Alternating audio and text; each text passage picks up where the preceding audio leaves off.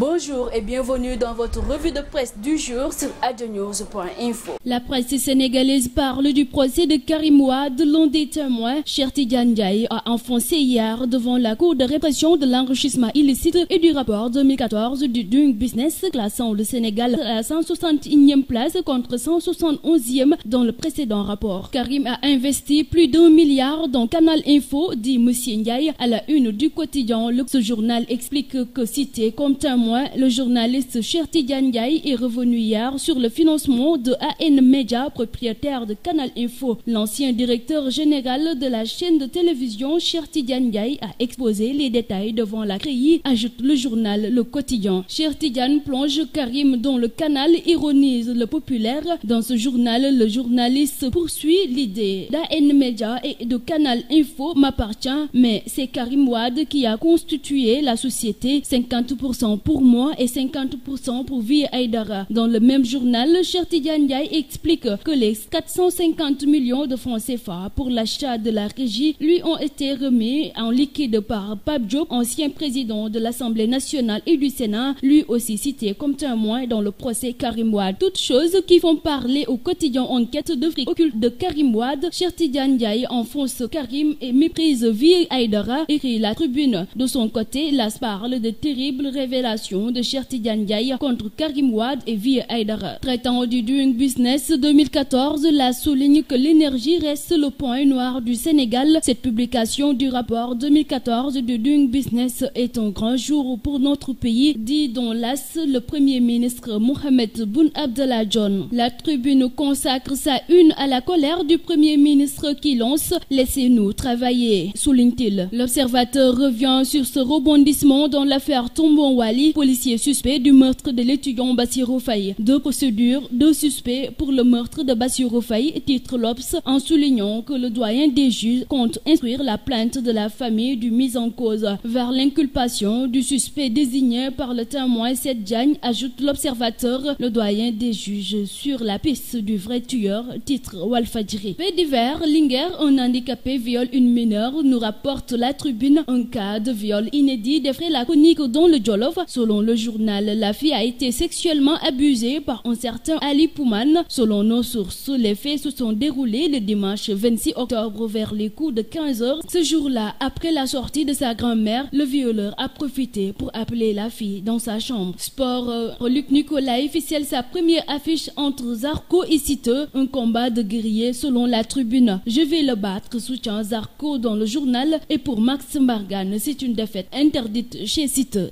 C'est fini pour votre revue de presse du jour sur adnews.info. Merci, à très bientôt.